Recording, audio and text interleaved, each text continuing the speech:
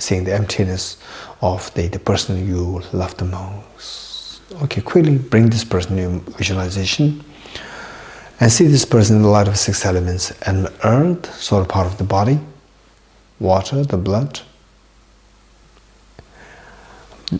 fire, the body heat, element air, element space, and element consciousness. What are you seeing now? I'm just seeing the 6 elements. Which of the 6 elements is this person? None. Then where is this person there then? To my disillusionment, this person is not there, it's empty. You are seeing the emptiness of the person. Emptiness. You are not seeing that the person is non-existent. You are just seeing that the person is not. The person is empty from the object. Objectively, the person is empty. The person disappears. Okay, slowly transform this fearless mind of the wisdom of emptiness into a spotlessly clean white vajra, thumb-sized white vajra, vertically sitting on the Montesquieu heart. Oh, it's amazing. You have the moon disk, which is symbolic of the conventional bodhicitta, the aspiration to become Buddha for the benefit of all demons sentient beings, which is the final remedy to overcome the self-centered attitude. And the Vajra, which is symbolic of the ultimate bodhicitta, the non-dual wisdom of emptiness, which is the final remedy to overcome the self-grasping ignorance and all its offshoots, along with the subtle stains, cognitive obscurations. Wow, it's amazing. But don't forget that your two parents, your children, all the family members, all demon sentient beings, they are suffering terribly. What's the point? What's the point of you becoming enlightened, you becoming fearless and experiencing infinite happiness, while all the demon sentient beings are suffering? That's true. With intense compassion and love towards all demon sentient beings, the Vajra moon at your heart is invoked to multiply infinite number of times.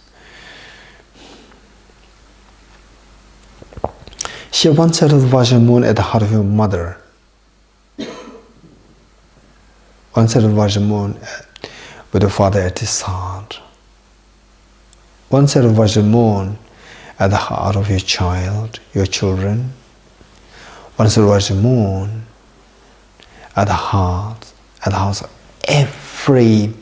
every person, all the staff of this center, all the visitors of this center, all the animals, the insects, hungry ghosts, hell beings, animals, gods and goddesses, the spirits, everyone here in the center, everyone in Finland, and everyone in the entire world system, Milky Way galaxy, and the universe.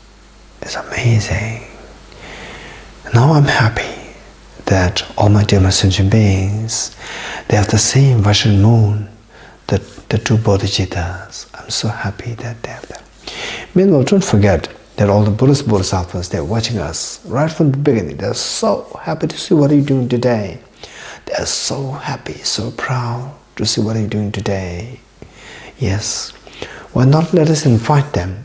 Let us invite and let us make a request to all Buddhas, Bodhisattvas to be the witness and a guest to undertaking the ceremony of aspirational Bodhisattva vow. So as a gesture of making the request, let us slowly, along with all the sentient beings, let us slowly get up, stand up to make 3 prostrations to all Buddhas, Bodhisattvas.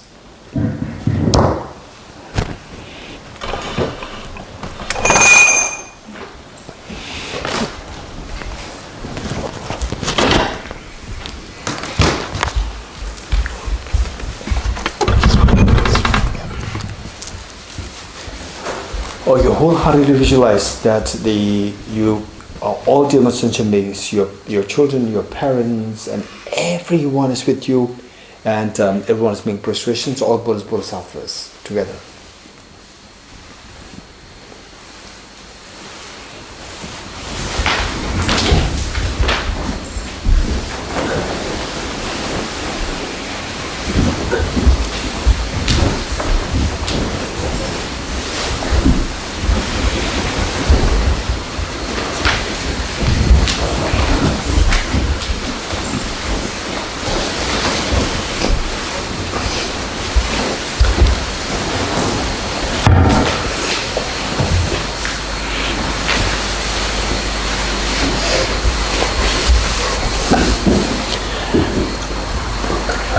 Okay, what we do is that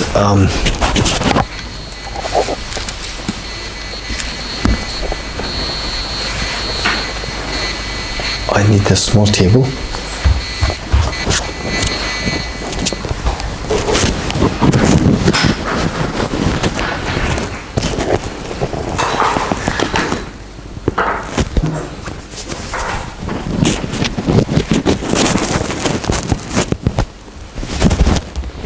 Okay, right here.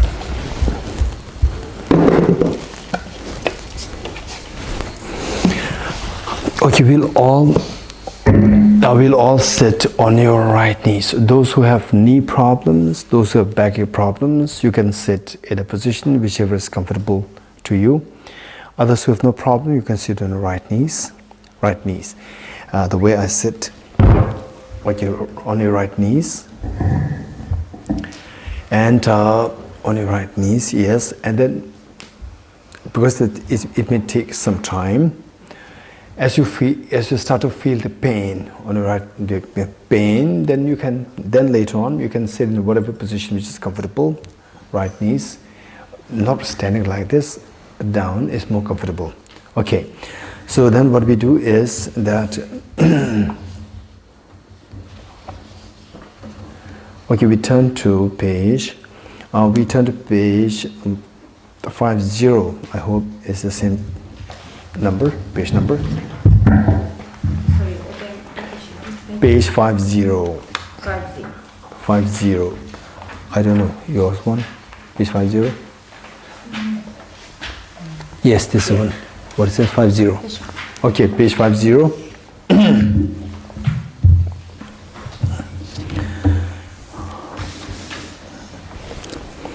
Okay.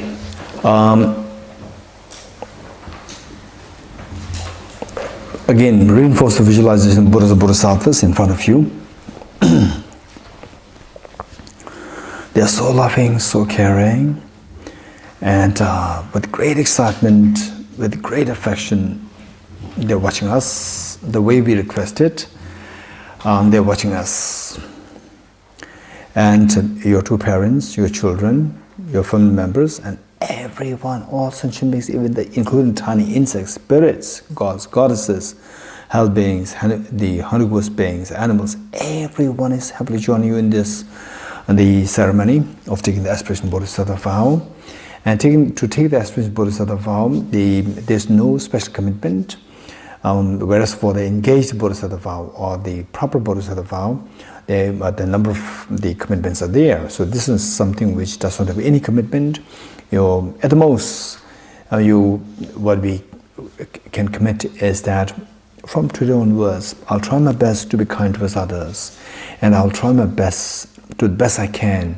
I will not harm others. I will not injure the feelings of others. If this is what we can commit, that's well and good. And this practice will leave an incredible imprint in the mind to germinate the seed of compassion within ourselves. Okay, with this mind, just imagine that the Buddhas and Bodhisattvas, imagine that you're a child, say each one of us, and then those who have your own, the child or children, and each one of you also, when we were very young, age 5, 6, 7, for the first time in our life, we make a public performance, public appearance, like school song competition, school, whatever competition, or a drama performance, song performance. So there, the parents, for your parents, you are the most precious thing, the precious one in the world.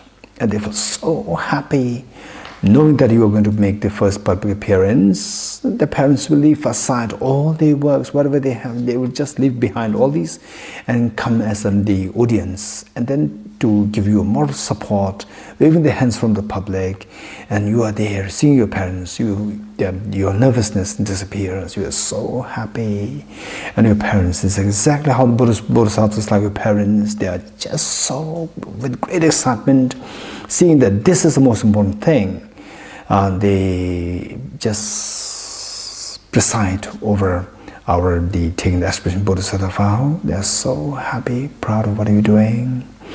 And you, as the eldest daughter or the eldest son, who is just aged very young, age 6, 7, you're encouraging these other siblings, all the other sentient beings like your siblings, to take part in the ceremony, to telling them that this is the most worthwhile, this is the most meaningful thing to be done in this universe, and today we must do it, and come join me. And everybody so happily just being so obedient to you, so loving to you. They also follow what you're doing here. Okay, with that in mind, the first stanza on page 50, first stanza, this is preparing us to undertake this ceremony. I'll explain this very quickly. The first, it says, I go for refuge to the Triple Gem. That is, that we are undertaking a journey, a very important journey. The journey towards the fearlessness and the infinite happiness. And this is a journey which we have never undertaken thus far.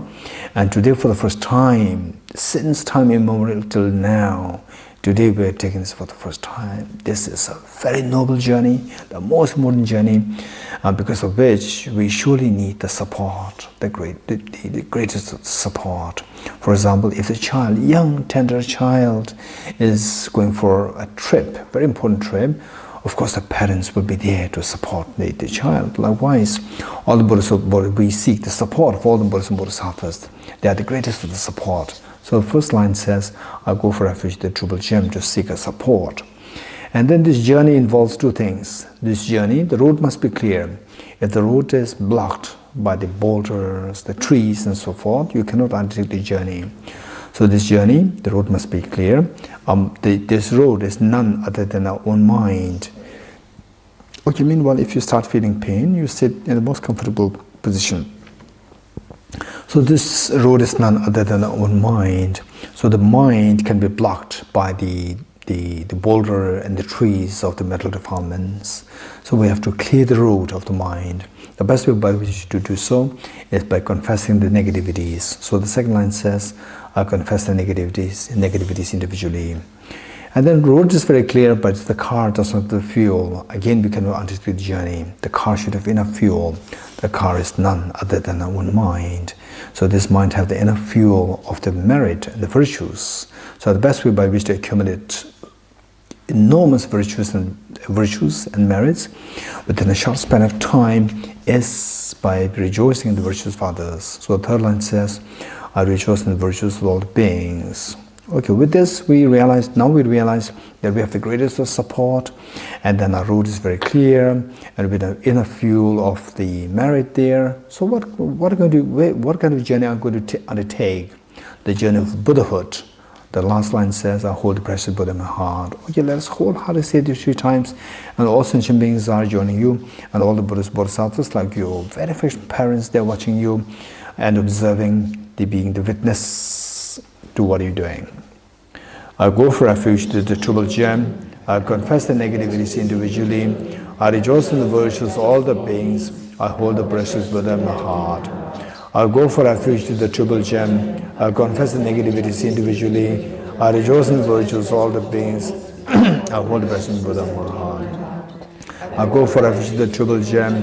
I confess the negativities individually. I rejoice in the virtues of all the beings. I hold the precious Buddha in my heart. Okay, the next 2 lines is the actual ceremony. By invoking Gurus, Buddhas and Bodhisattvas, then the 2 stanzas. Again, I'll quickly explain the 2 stanzas. The first stanza pertaining to the Buddhas, and the second stanza pertaining to yourself. The first stanza pertaining to Buddhas is that how this one person, Prince Siddhartha, how come that this one person is able to benefit innumerable sentient beings? 2,500 years has already elapsed, and still so much of benefit. Infinite number of the beings have benefited. The human beings, the spirits, non-human beings, all have benefited. Infinite numbers have benefited. Continuous benefit is happening. How come that he was able to do that? It's for 2 reasons. Initially, he was driven with he generated a very strong motivation, the motivation of Bodhicitta. desiring to become Buddha, committing to become Buddha for the benefit of sentient beings. And second, to materialize this aspiration, who engaged in the Bodhisattva practices, 10 perfections, and the 4 perfections making total 10. Perfections such as generosity, ethical discipline, patience, enthusiasm, meditative concentration, and wisdom. And the remaining 4, the skillfulness, aspiration prayers, the power, and the discriminatory wisdom. So by engaging in these 10 perfections, he became what is now is the reliable guide to guide innumerable beings to the state of fearlessness and the state of ultimate happiness, the Buddhahood.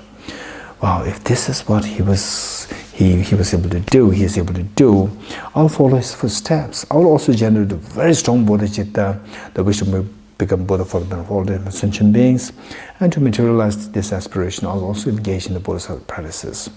We'll say this 3 times together. During the 3rd repetition, the last 2 lines when we say, and likewise shall I too success for the Bodhisattva practices. Imagine that you have received the aspirant Bodhisattva vow and feel a great joy. Okay, 3 times together. Gurus, Buddhas and Bodhisattvas, please pay heed to me. Just as previous Buddhas have generated the mind of Bodhicitta, and just as they successfully dwelt in the Bodhisattva practices, likewise for the benefit of all sentient beings, I will generate the mind of Bodhicitta, and likewise shall I too successfully follow the Bodhisattva practices. Gurus, Buddhas and Bodhisattvas, please pay heed to me. Just as previous Buddhas have generated the mind of Bodhicitta, and just as they successfully dwelt in the Bodhisattva practices, likewise for the benefit of all sentient beings, I will generate the mind of Bodhicitta, and likewise shall I too successfully follow the Bodhisattva practices. Gurus, Buddhas and Bodhisattvas, please pay heed to me. Just as previous Buddhas have generated the mind of Bodhicitta, and just as they successfully dwelt in the Bodhisattva practices, likewise for the benefit of all sentient beings, I will generate the mind of Bodhicitta, and likewise shall I too successively follow Bodhisattva practices. Okay, feel the joy over having received the aspirant Bodhisattva vow. You are so fortunate. Just imagine, since time immemorial till now, we have been only bringing embarrassments, we have been only bringing the sadness to the Buddhas and Bodhisattvas. And imagine, the mother, after all these many years of you as the eldest, you as the daughter, or you as the son of the mother, bringing only complaints from the school to the mother. All these many years, for the first time today, imagine the school principal comes to the mother, escorted by the other school staff, and the mother again become apprehensive. Again, what my daughter might have done, what kind of a complaint my son might have done, what kind of a complaint. And this time it's very different. The school principal comes so courteously, with such a gentle smile there, with so much respect, and congratulated the mother. Mother couldn't believe. What for?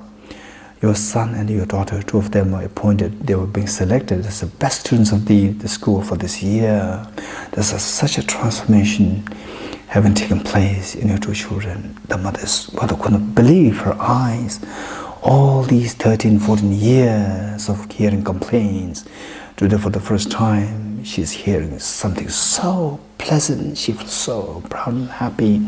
She couldn't believe her eyes and ears, tears rolling down her cheeks. This is exactly what has happened to all the Buddhas, Bodhisattvas. After all these innumerable lifetimes, we've been only bringing embarrassments, they bringing sadness to the Buddhas and Bodhisattvas, while they expect that we do something good, virtuous, so that you will achieve the fearlessness, you will achieve infinite happiness. On the contrary, we have been doing only negativities till now.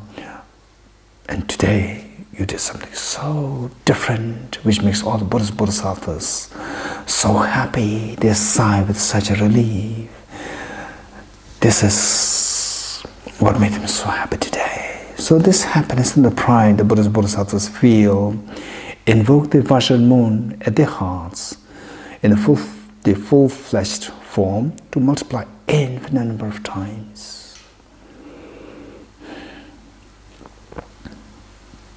In barrage like rain shower, these replicas of Vajra moon, they descend to merge with the one that visualize in your heart, thereby becoming non-dual, stabilized and blessed.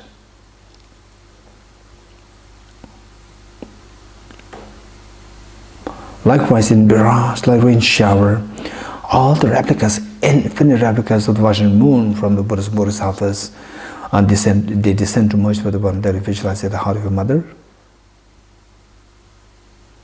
at the heart of your father, at the heart of you, each one of the children, each one of the beings here in the center, each one of the beings in Finland, including the animals, insects, spirits, Hanugos, hell beings, gods, goddesses, human beings, everyone in the entire universe.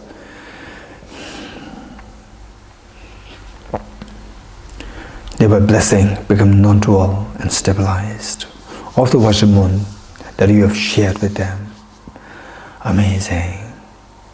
This is such an eventful day. This is such a momentous day. And this is the greatest gift that you can offer to all the demon sentient beings. And today we gifted them with this gift. And this is of all the offerings that you can think of making to the Buddhas and Bodhisattvas. The Buddha very clearly indicated one moment of great compassion far excels the gifts of the whole universe filled with gems to all the Buddhas and Bodhisattvas. And today you have done much, much, much more than generating one moment of compassion. You have actually taken the aspiration Bodhisattva vow. And this, what a greater gift the offering can you imagine than this offering of taking the aspiration Bodhisattva vow, offering to all Buddhas and Bodhisattvas. And today you offered this to them. And of all these innumerable lifetimes, today, only today, you extracted the greatest meaning out of life. Amazing. This is all happening because of the kindness of all Buddhas and Bodhisattvas as a gesture of thanking them. Along with all German sentient beings, again, let us slowly rise to make 3 prostrations to all Buddhas and Bodhisattvas.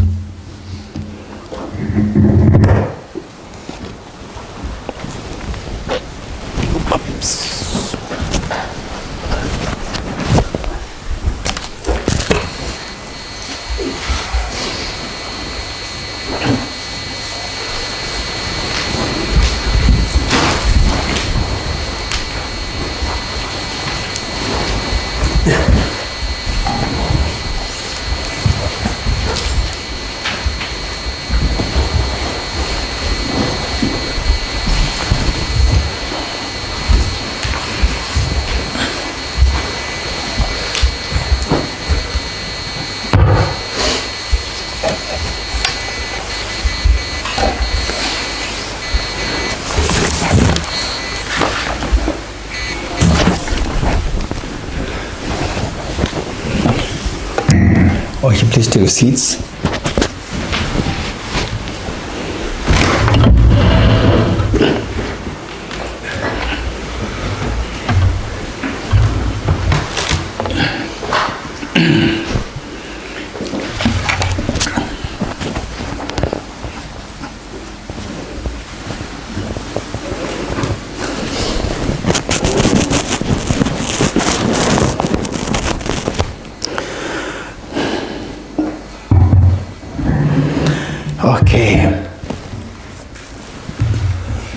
Okay, what do we do? Now page 51.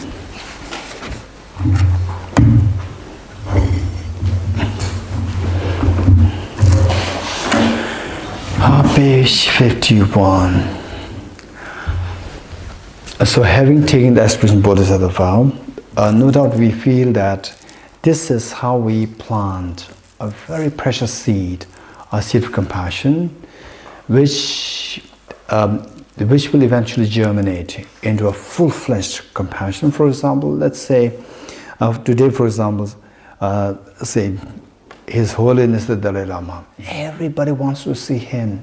It's all because of his compassion, and by no means we are inferior in any ways. It's just a matter of whether or not this compassion, seed of compassion within us becomes manifest. So, how to get rid of these mental defilements? Of course, we need to think of in 2 ways. One is the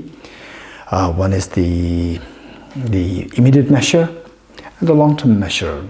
Immediate measure is by taking these steps, like taking aspiration Bodhisattva vow, and then doing the 4 immeasurables, Bodhicitta practice. These are more like the immediate measures. And the long-term measure is the meditation on the emptiness driven by the force of Bodhicitta. So that way the total cleansing of the self-centered attitude can happen, and then your Bodhicitta insight will really come out so profusely. Okay, these are the steps. Now the point is, okay, in this life we are very fortunate. At least on this earth there is His Holiness the Dharma there, and the teachings of the Buddha, particularly the Mahana teachings, they are just in the vibrancy, a state of vibrancy all over the world. But what about our next life? Next life, for example, let's say that there are 7 billion human beings. To be very honest, how many of them, in the first place, they've heard about Buddhism? Then for those who heard about Buddhism, how many of them feel that, okay, the Buddha is somebody who's very special? How many of them feel that? And from those who could feel that Buddha is somebody who's very special, how many of them they identify themselves as, okay, I want to follow the Buddha's steps? And amongst them who said that I'm following the Buddha's steps, how many of them are actually engaged in the practice, following the Buddha's practice? Then amongst them, how many of them are actually engaged in the Mahayana practice of compassion and the wisdom? How many of them heard about it in the first place? Heard about the wisdom of emptiness? So less. And those who have heard, how many of them actually practicing this? Likewise, how many of them heard about Bodhicitta? Those who have heard, how many of them are actually practicing this? So less. And then, okay, we got this opportunity. We got this opportunity in this life. For example, today we took this aspiration Bodhisattva vow. Then what about next life? So if you look at the trend of how the world is operating, we see that the chance for us to meet with such a Dharma, which is so precious, the meeting with such Dharma is so less. And in our next life, how can we guarantee that we'll again meet with such a Dharma, number one? And once having met with this, how many of us will rigorously engage in this Dharma practice? Because let's say the Tibetans, Chinese, the Mongol, the ethnicities, they're all more like they're born as a Buddhist, and then but how many of them are rigorously engaging? So there are 2 things. One is to be connected with Dharma in the future life, to be connected. And for example, particularly Tibetans, I would say that almost like 99% they're born as a Buddhist.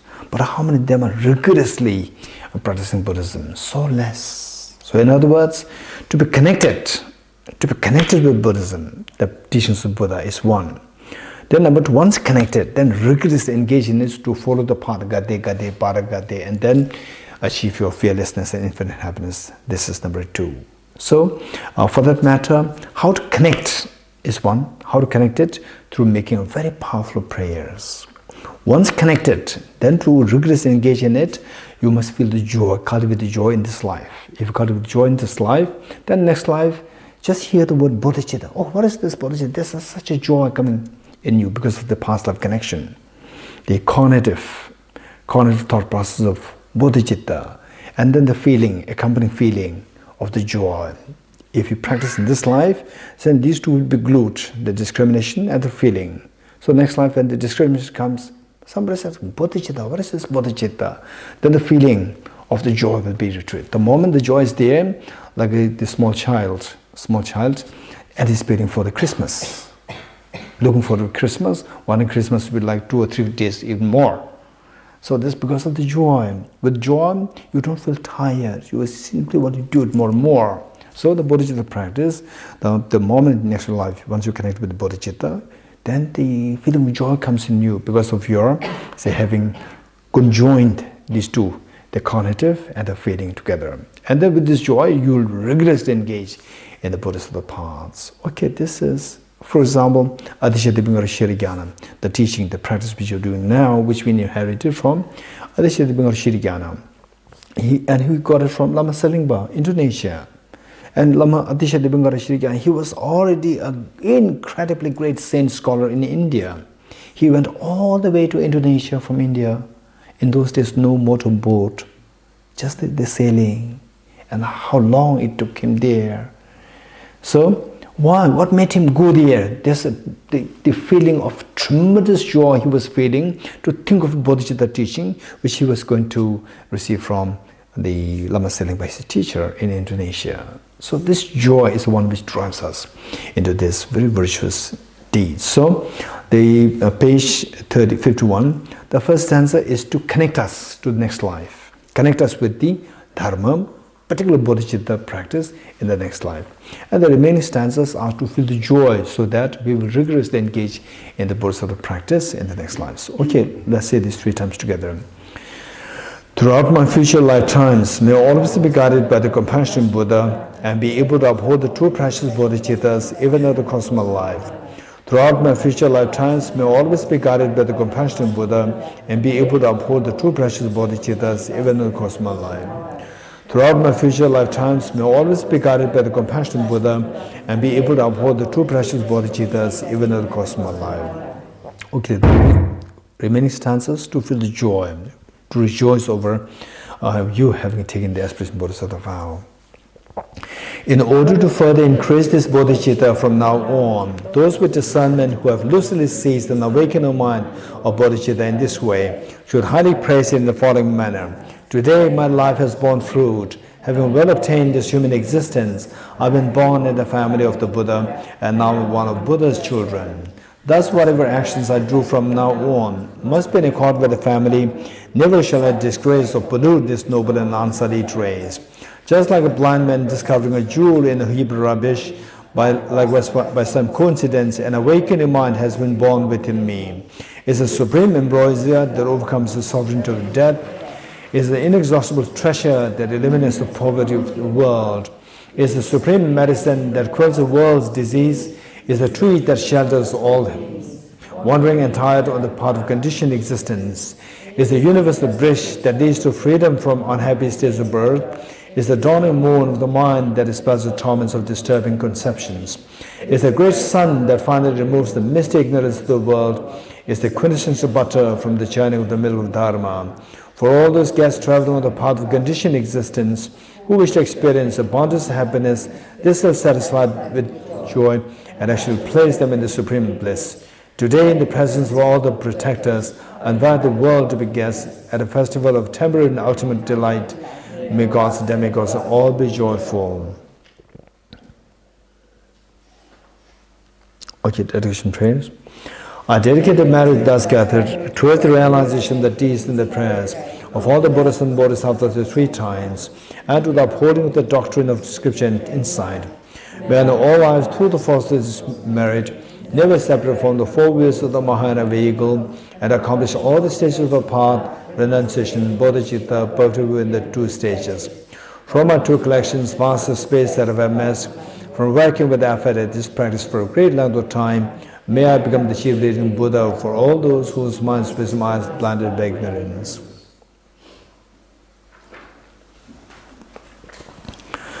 Dilta Om Gati Gati Paragati Parasamgati Bodhiswatyatha Om Gati Gati Paragati Parasamgati Bodhiswatyatha Om Gati Gati Paragati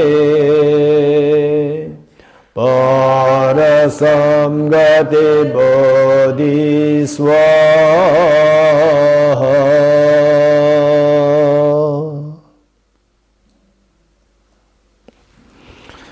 Okay, 3 prostrations.